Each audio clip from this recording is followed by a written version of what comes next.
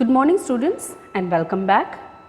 Now let's first look at this chart. It shows that we have completed the two tenses. You can see I have already circled both of them. Yes, and in last lecture we learnt about present perfect. Now let's today move on to the present perfect continuous tense. Okay. So present perfect continuous tense is also known as present perfect progressive tense. So this tense, students, is special tense in terms of time because it connects or links both the present and the past. It does not talk only about past or only about present, it connects them. Okay, and it is used to show an action which is in progress, still in progress. So let's look at its first use. Actions that started in the past and are still continuing. It means it talks about how long something has been happening. Focus is on the duration of the activity or the event. For example, I've been baking for 2 hours, which means that I started the action of baking in the past and it is still continuing. Let's say I started at 3 o'clock and right now it's 5 o'clock. So I started baking at 3 o'clock, 2 hours have now passed and I'm still baking. Okay. So this tense talks about an action started in the past and it is still continuing. I'm still baking, the process is not yet over. Okay. Now students, we can also use this tense for something. You can see the second point, that started in the past and it just finished recently. I know I told you it's continuous, but trust me, here also we are talking about something like about the action which was continuing until just now. Okay, so for example, I've been calling you for hours. Let's imagine that in the past you've been continuously calling your friend for hours and just when you stopped, he or she calls you back and you say, hey, I have been calling you for hours now. Okay. So what are you trying to say here? That in the past you started calling and you were calling and calling and calling just till now. Okay. So past activity which has just finished a short time ago, just now. Okay. Hope both the uses are clear to you students and there is no confusion. So let's move forward.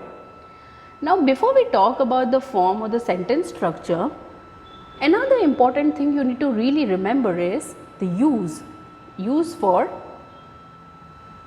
of for and since in the sentence.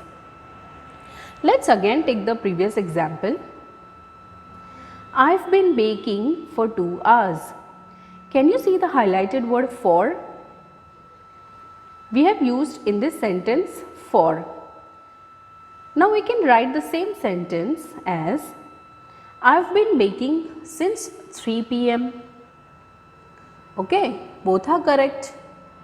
In the first sentence I have used for and in the second sentence I have used since. So what is the difference here? In first example we have used 2 hours. Right? And in the next example, we have mentioned specific time. So, both are correct students. Okay. You need to remember student that here in this tense, the duration of an action is very, very important in this tense. So, you should know how to use for or since in the sentence. So, pay attention. Okay. So, the word for talks about the amount of time, means the period of time like 2 hours or 3 hours, etc. Whereas, since is used to mention the beginning or the starting point of the action like 3 p.m. right, 3 p.m. I started. Understood?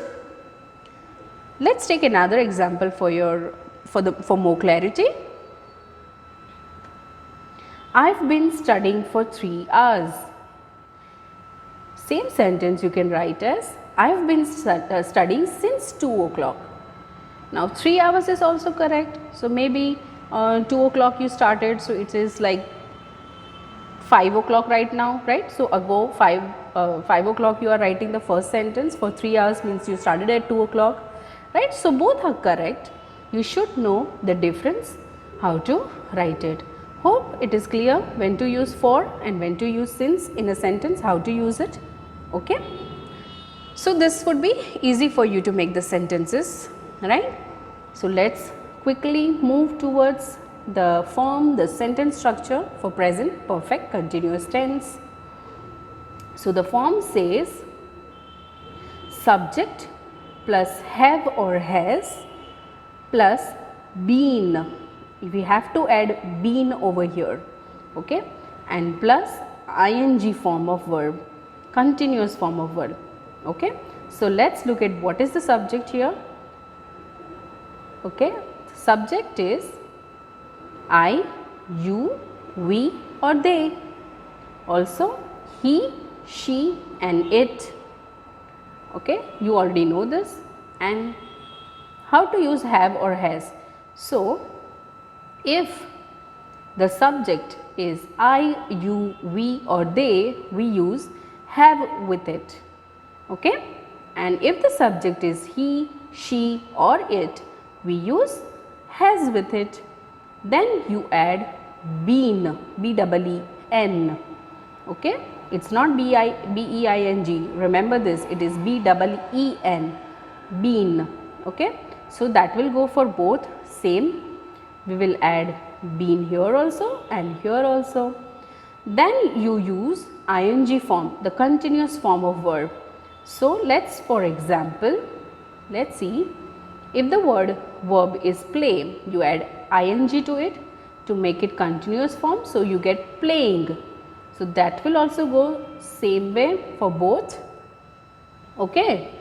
So understood this chart, subject plus have or has plus been plus ing form of verb, okay. So the sentences you get are, let's look at the sentence. I've been playing, you've been playing, they've been playing, we've been playing. Now remember the pronunciation, I've used the contractions here. So I've combined I plus have, which gives you I've. I have is also correct as I said, right, but use contractions. You plus have becomes you've, okay. H gets silent within and you have to put an apostrophe mark. We've been playing, they've been playing, okay. Then let's go to the subject he, she or it. Then we get the sentences like this. He's been playing, he's. Now you need to remember this sound, okay. We have combined he plus has, which becomes his. It's the sound of z. He's been playing, she's been playing, okay.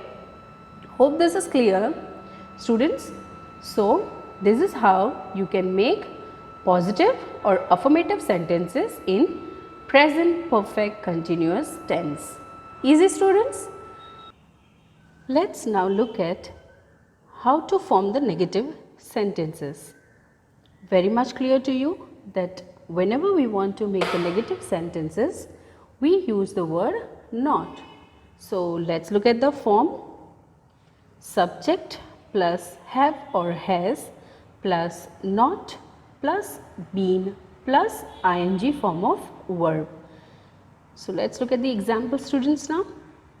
If the subject is I, you, we or they, you already know that we have to use have with it. And then to make the sentence negative, we will add not to it. Then been, B-E-E-N plus ing form of verb playing, okay. So what you get is I have not been playing. Now I have used the contraction here. I've combined have plus not, so it becomes haven't. So I haven't remember the pronunciation, it is haven't. Okay, so I haven't been playing, you haven't been playing, we haven't been playing, they haven't been playing. Okay students, understood? So now let's look at the subject he, she and it. If the subject is he, she, it, we use has with it, and then not plus been plus ing form of word playing. So you get he has not been playing. Again I am used the contraction here by combining has plus not. So has plus not becomes hasn't, hasn't. Now you can see the sound of z here, it's hasn't. Okay, he hasn't been playing, she hasn't been playing. Okay students, to make interrogative sentences we will take have or has in the beginning with capital H plus subject plus been plus ing form of verb. So what you get, let's look at the chart. Have or has in the beginning, you can see that I have highlighted have and has, and it's having capital letter H as well, right? And then you have your subjects, then you have the word been to make it continuous, present perfect continuous, then you have ing form of verb, and then we have the sentences. You can see that I have also highlighted question mark because it is very important to put a question mark in interrogative sentences. So what you get, have I been playing, have you been playing, have we been playing, have they been playing. Now we have used have with I, you, we and they, and you can see down when the subject is he, she or it, we use has with it.